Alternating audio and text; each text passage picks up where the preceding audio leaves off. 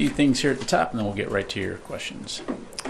I mentioned it briefly yesterday at the off-camera briefing, so I'd like to just provide a quick readout of Secretary Austin's phone call with Qatar's newly appointed Deputy Prime Minister and Minister of State for Defense Affairs, His Excellency Sheikh Saud Al Thani. During their call, the Secretary reaffirmed the U.S.-Qatar defense partnership, reviewed opportunities to enhance defense cooperation, and discussed regional security developments. The Secretary emphasized the Department's commitment to regional de-escalation through deterrence and diplomacy, including through U.S. efforts to support implementation of the ceasefire between Israel and Lebanon, uphold the enduring defeat of ISIS, and degrade Houthi military capabilities, jeopardizing the free flow of commerce in the Red Sea. He further reinforced the urgent need to secure the release of all hostages held by Hamas and achieve a ceasefire in Gaza. A readout of the call is now available on defense.gov. Also yesterday, U.S. Central Command forces conducted a precision airstrike against a key command and control facility operated by Iran-backed Houthis within Houthi-controlled territory in Sana'a, Yemen.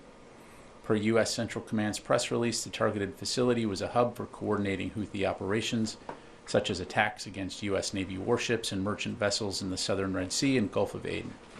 The strike reflects CENTCOM's ongoing commitment to protect U.S. and coalition personnel, regional partners, and international shipping. I would refer you to U.S. Central Command for further questions.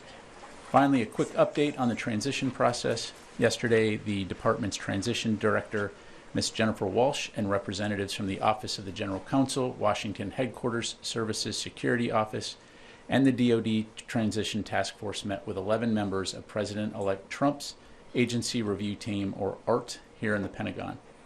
In accordance with standard practice, the ART members signed non-disclosure agreements and discussed security procedures, including information security and next steps for transition efforts.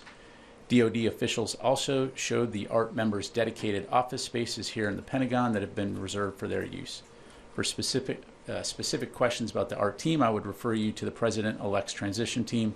We'll continue to provide updates on the transition efforts within the department as they become available and remain focused on ensuring a smooth, orderly, and professional transition. And with that, let's take your questions. Go to AP. Tara. Thanks, General Ryder. So back to the drones. Can you unequivocally say that none of the drones that are being spotted are DoD assets or something that's being tested within the Defense Department?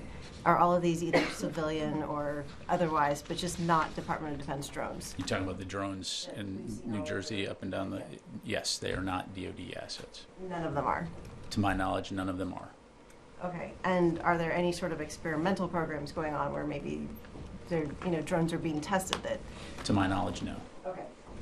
What about the ones that are flying over military bases at this point? Have there been any possibilities of collecting what sort of information these drones are doing or anything like that? Yeah, again, just to kind of put this into context, and I know that our colleagues at the White House, FAA, DHS, FBI have all made this point. So over 1 million drones registered in the United States, and on any given day, approximately 8,500 drones are in flight. And so the vast majority of these drones are going to probably be recreational or hobbyist. They're going to be commercial drones, used in things like architecture, engineering, farming, or they could be used for law enforcement. Is it possible that some of those drones could be up to malign activity? It's entirely possible, but the vast majority, that is not, the case. And in the case of drones flying near or over U.S. military installations, that in and of itself, just given the volume of drone flights we see on a given day, is not something that's new. We take all of those seriously. We will typically, when we detect them, attempt to classify them and take appropriate measures. Is it possible that some of those are surveilling? Absolutely. But can you make that assumption in every case? Not necessarily. So in each case, commanders have the authority, installation commanders and authorities have the authority to respond appropriately, and we'll continue to do that. Okay, just one other topic, Ukraine. Did the U.S. have any role at all, either providing intelligence or otherwise, in what looks like a targeted killing of the Russian general? Yeah, I can tell you we were not aware of this operation in advance. We do not support or enable those kinds of activities. I've seen the reports. Don't really have any information to provide other than what I've seen in the press, and so I'd have to refer you to the Ukrainians on that. Pat, last year, U.S. Transcom and U.S. Air Mobility Command signed an agreement with a group called the National Aerospace Research and Technology Park. This is in Atlantic County, New Jersey, and the agreement was to create a test and evaluation corridor for UASs, unmanned aerial systems, and advanced air mobility. Is it possible that these drones that are being seen in New Jersey are part of that corridor that was created a year ago to test these kind of drones and unmanned systems? Yeah, and I know you're not going to be surprised by this, but I've had some of your other colleagues reference that press release. I did check with the Joint Staff to see if that was possible, and again received confirmation: no military operations, no military drone or experiment operations in this corridor. Thanks, Pat. Going back to Russia, the general who was assassinated in Moscow, how significant is that? Do you think that's going to change Russia's calculus at all in the war with Ukraine? And what comments do you have on the accusations that he was responsible for the use of chemical weapons in Ukraine? I'd refer you to Russia to talk about the potential impact. Again, I won't speak for Ukraine. Clearly, this is a senior commander within the Russian military overseeing significant capabilities. But again, like I highlighted, we're aware of those reports, looking into them, but that's about all I'm going to have. So, Warren. On drones for a second, what was the thinking behind sending additional detect and track systems to Picatinny Arsenal and Naval Weapons Station Earl? And are there other facilities that might get more of these systems in the future? Yeah, so a couple things. So first of all, again, a lot of focus on this right now for all the obvious reasons, some of which includes those sitting in this room here. And so we're going to take this seriously. And so ensuring that installations, in this case Picatinny and Earl, have the capabilities they need to detect, to identify and track as appropriate in the event there's drone activity near those facilities.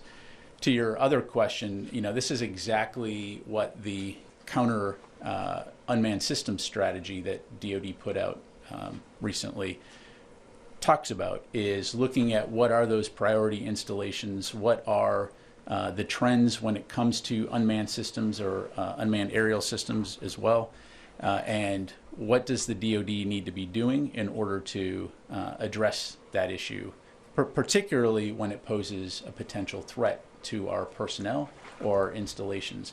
The thing is that I think we've all recognized the fact that unmanned systems are here to stay. They're a part of modern warfare, and whether it's here in the homeland or overseas, we want to make sure that we're doing due diligence to protect our forces and protect our equities from a national security standpoint. So, I think you'll see us continuing to look at that, and it's something we're going to continue to take seriously. What systems are being sent and when will they arrive?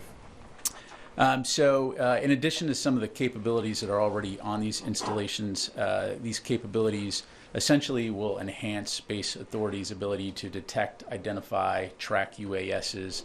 For example, this could include active or passive detection capabilities, plus capabilities like the system known as drone busters, which, as you know, employs non-kinetic means to interrupt drone signals, affect their ability to operate.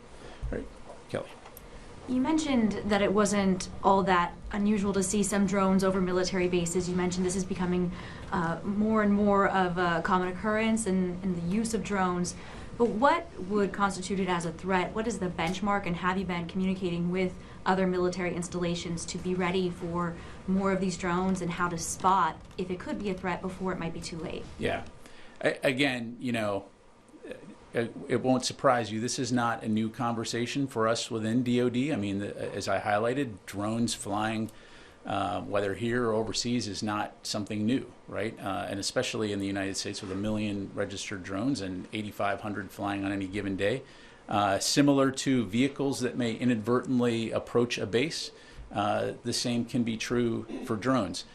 As to what constitute a threat, that obviously has to be assessed on a case-by-case basis, depending on what the drone is doing, where it's going, and so I'm not going to provide a blanket definition, but again, the idea here is that by providing training, capabilities, resources, commanders are able to assess and make those determinations.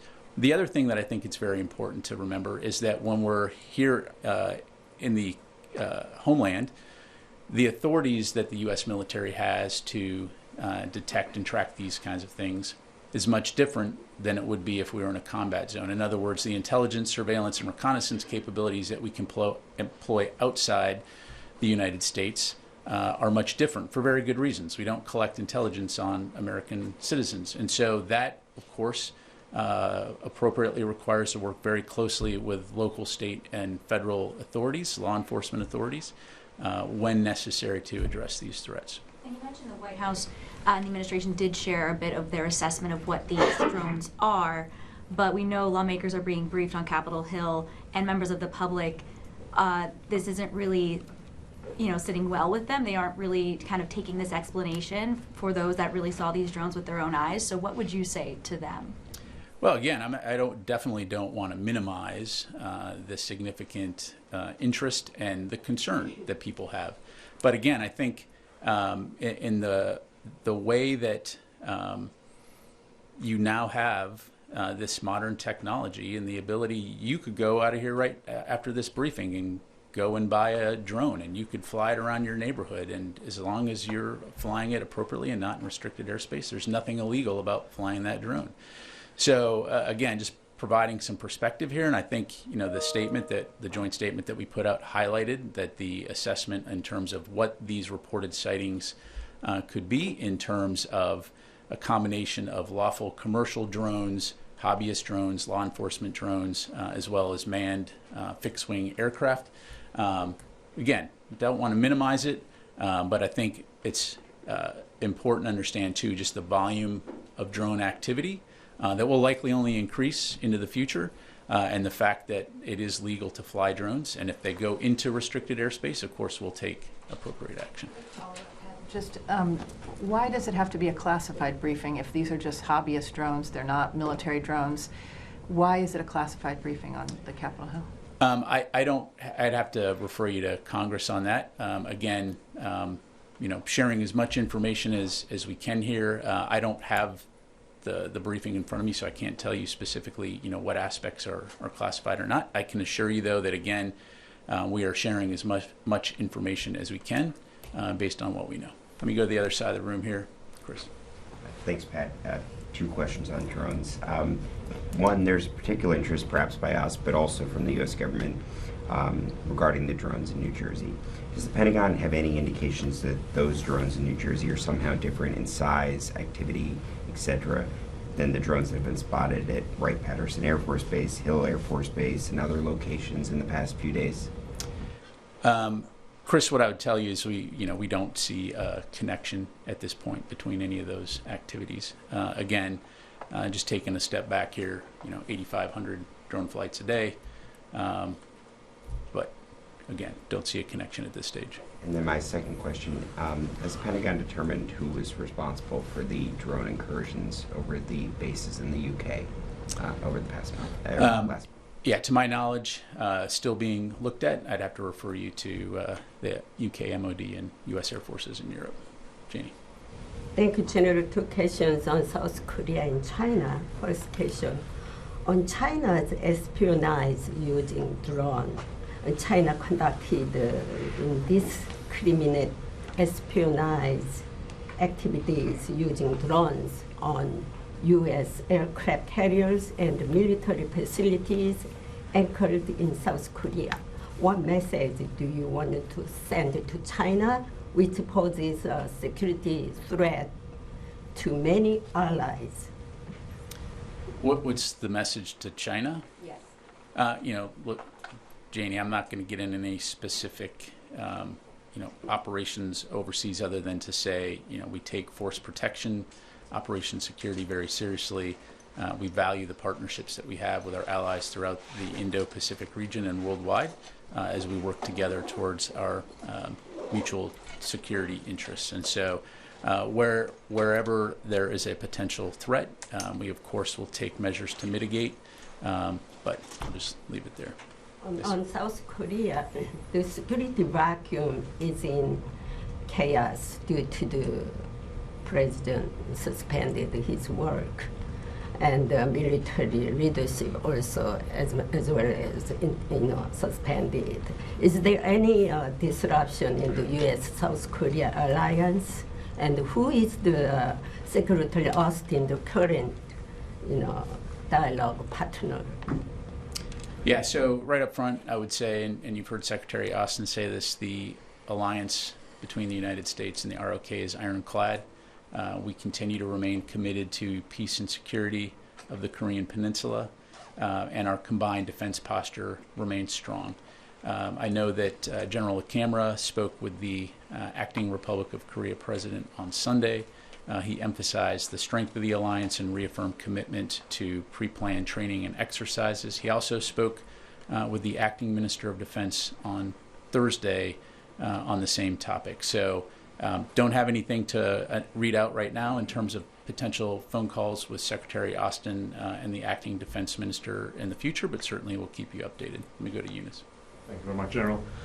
The Turkish Defense Minister says Ankara had proposed to Washington that they can assign 3 commander brigades to help fight Daesh and also control prisons where ISIS militants and their families are held. Those are your biggest concerns right now, especially after the fall of the Assad regime. So this is your NATO ally saying that surely if there was such a partnership between the US and Turkey, these are the 2 largest militaries within their alliance. Why not just team up? Is it just lack of trust? You just don't believe them, or you like to specifically work with the SDF? Yeah, thanks for the question. As you highlight, Turkey is a very valued NATO ally, and we continue to keep lines of communication open as it relates to the situation in Syria, as it relates to regional security interests like ISIS.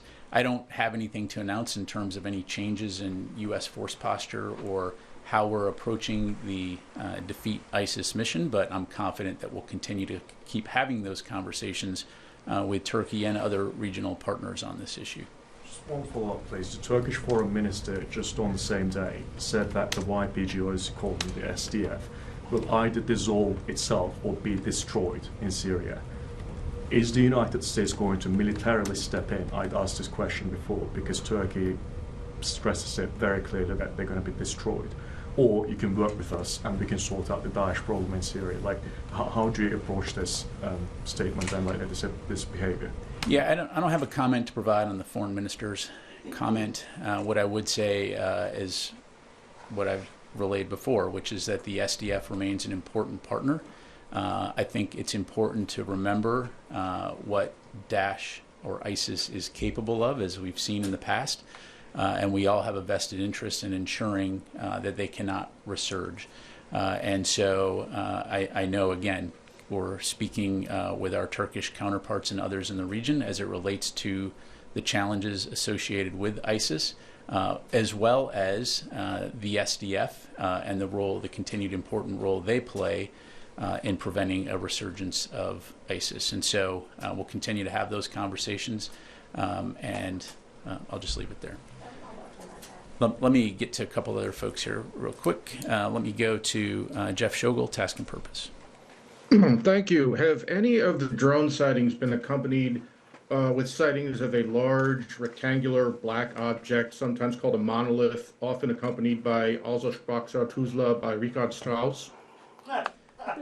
Yeah, thanks, Jeff. I would probably have to think back to the words of a very wise prophet, Obi-Wan Kenobi, who said, "These aren't the drones you're looking for." But beyond that, I'll just have to move along. Okay, let me go to Howard Altman, Warzone.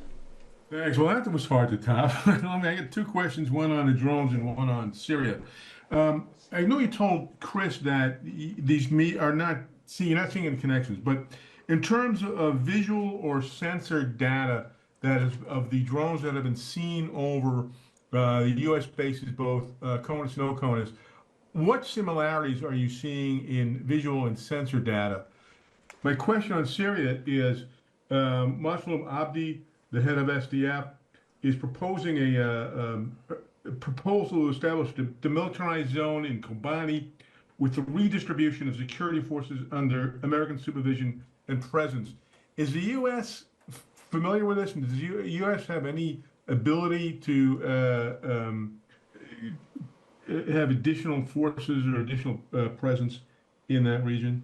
Thanks. Yeah, thanks, Howard. On your first question, I'm not going to have any information to provide in terms of sensor data, other than, again, as I highlighted earlier, we are employing a variety of both passive and active sensors in order to detect as it pertains to DoD installations. And of course, we're not the only ones in this business when it comes to U.S. civil airspace. I'd certainly refer you to DHS and FAA on that front. As far as Kobani goes, and the ceasefire discussions between groups that are there and the SDF and others, that's something that we're obviously monitoring closely. As I highlighted to your colleague, I think we all have a vested interest in ensuring that groups in the region capitalize on the situation here to enable the people of Syria to be able to have a better life than they did under the Assad regime. But as it relates to the U.S. force presence in Syria, it is focused on the defeat ISIS mission. And so that continues to be our focus. And I'll just leave it there. Let me come back into the room. Noah. Pentagon didn't specify where the strikes took place yesterday within Syria, where American equipment was used. Do you have anything more on that? What I could tell you, Noah, is you're talking about the counter ISIS, defeat ISIS strikes. Yes, those were in the Badia Desert. What I'm tracking is it was 4 separate locations, and CENTCOM assesses that 12 ISIS members were killed. Thank you. John. Thank you, General.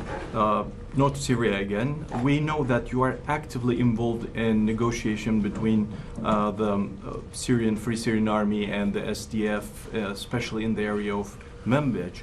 But other than that, in the south, in cities like Raqqa and Deir ez-Zor, there are a lot of protests against the SDF, and especially the Arab population in this area. They claim that the SDF was collaborating with the Assad regime, and they see them as complicit, and after the fall of the regime, they want them out of their neighborhood. What do you say about these kind of requests from the local Syrians in those areas, and do you think that will create a possible threat for U.S. forces? Well, as I'm sure you can appreciate, I'm not going to delve into domestic Syrian politics, other than to say, again, we recognize the situation right now in Syria is fragile, particularly as it relates to the post-Assad regime. U.S. forces have been working closely with SDF for years now on the defeat ISIS mission, and that continues to be our focus. Won't speak for the SDF or what the local population may or may not be saying, other than, again, I think we all have a vested interest in ensuring that ISIS is not allowed to regroup and resurge and return to the kinds of activities that we saw previously. Got time for just a couple more. I have another question. The leadership of the Assad regime, most of them who are criminals involved in slaughtering their own people, and very possibly in the future there will be courts against these names. We know Bashar al-Assad flew right away to Moscow, but rest of his team, do you have any idea how did they get out of the country, or do you follow any intelligence about personalities like Maher Assad, his brother? Yeah, I don't have anything to provide from the podium here. Let me go to Mike. Thank you, General Pat. One question on Syria. Since last week, the Turkish-backed Syrian National Army and militants are amassing around the controlled areas of SDF. Are you engaging with Turkey on this, and do you think a Turkish incursion into northeast of Syria is imminent? Again, I won't speak for Turkey in terms of what they may or may not do. And then I'm sorry, the first part of your question, negotiating with who? Yeah, like the Turkish-backed forces in around Kobani, amazing around Kobani to invade Kobani. Are you engaging with Turkey on this? Again, I think I kind of already addressed this. Broadly speaking, the U.S. is communicating with Turkey about the situation in Syria writ large and keeping lines of communication as it relates to the post-Assad regime, trying to ensure that the people of Syria are able to experience security and stability. But from a U.S. military standpoint, our focus in Syria continues to be on the enduring defeat of ISIS. Okay, let me get to Jim, and then I'll come to you, and then we'll close it up. Jim. Joe, just to Syria again. Given all the unrest, are the and the counter-ISIS mission there, are the U.S. forces able to pursue that mission, and is the force protection measures, given the unrest, adequate for what's happening now? Yes, I mean, that as evidenced by the ISIS, counter-ISIS strike we took a couple days ago. So, yes, they are able to conduct their mission, and of course, as it has always been, force protection remains a top priority for our forces in Syria. There are no plans to add more forces there? I don't have anything to announce right now in terms of change of force posture. Carl? Thank you. You've made it very clear that we are in Syria, the U.S. is in Syria to counter ISIS. You've said that several times.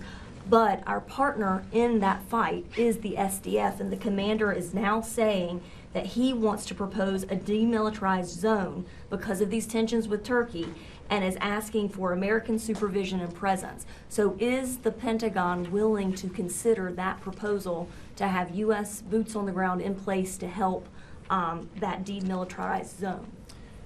Carla, as I'm sure you can appreciate, I'm not going to make policy from the podium here. You know, obviously we continue to communicate very closely with the SDF as our defeat ISIS partner, but I'm not going to have any updates on in terms of change of mission right now. Last question, Mike. I know you're hoping for a drone question, so let me oblige you. Okay.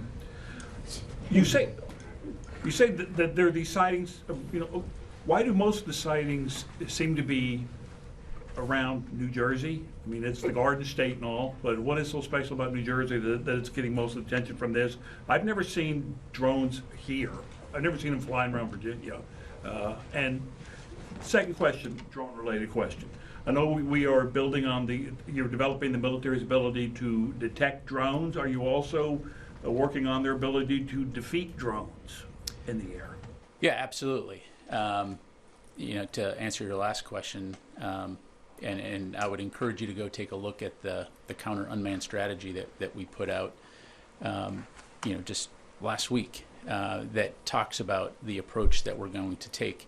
And that includes the ability to defeat drones both kinetically and non-kinetically. And so, again, looking at places like Ukraine, we've seen the impact that drones can have on the battlefield, and so it's something that the department's taking very seriously. As for your question in terms of the preponderance of sightings, reported sightings in the New Jersey Northeast corridor, I can't answer that question, Mike. You know, again, personal experience, I have seen drones in D.C. I've seen drones, you know, personal drones flying around. And as I've mentioned from this podium before, one of my close relatives is a private drone operator. And I'm sure some of that person's neighbors have often wondered, you know, what that drone is doing. So, you know, without taking a holistic snapshot of every single privately operated drone across the United States, some of which can be that big, some of which can be that big, it's hard to know specifically, you know, why at this point in time. And again, as was highlighted in the joint statement, you know, the current assessment explains what we think most of those are, to include piloted manned aircraft. The last thing I would say on it, again, completely understand the concerns, completely, you know, will reinforce we're taking this seriously. You know, it's sometimes when you focus on something, suddenly you notice more. And so, you know, there's always the potential that because of the heightened awareness, now we're just more aware. of this particular issue. But again, we'll continue to take this very seriously. We'll continue to take appropriate action if and when it's deemed that any of these drones near U.S. military installations pose a threat. But in the meantime, again, I think it's been very clear that we've not identified that any of these reported drone sightings were assessed as anomalous, or that it presented a national security or public safety risk over civilian airspace in New Jersey or other states in the Northeast. All right. This is part of this testing corridor between Dover Air Force Base and Joint Base McGuire. Yes. Thank you. All right. Can I ask you a follow-up? I apologize. It's based off his question. Now, you just came in the briefing room, so. Negative. I came in. You flew in on your drone? But thank you. That's okay. Normally my pattern, but you talked about the military bases. Has there been a surge in counter detection equipment that has been sent to military bases? I'm aware that DHS has sent other equipment to the New Jersey area. Is any of that include DoD equipment, or is that strictly all DHS? As I highlighted earlier, for Picatinny, we did send some additional active and passive detection capabilities, as well as some counter-drone capabilities. Those are the only ones, and Earl, those are the only ones I'm tracking right now. But again, if we need to look at other installations, we certainly can, but I don't have anything else to. When you say active and passive, I mean, that is just strictly detection, or is that actually to bring drones down? So active and passive detection, different methods to be able to detect drones using different capabilities, right? So passive measures would essentially be, it just has the ability to receive signals without emitting signals. Whereas active would be like radar. I bounce the signal off and it bounces back, right? And then separate from that would be counter UAS capabilities, things like let me make sure I get the name right here, like drone busters, which essentially emits a signal which is able to interrupt the signal on the drone, which can affect its flight. So that's a methodology that we have that is able to essentially bring drones down non-kinetically should we need to do that. Is any of the DHS equipment similar to this, or is that? I mean, I'd refer you to them, but short answer is yes. Okay. All right. Thanks very much, everybody. Appreciate it.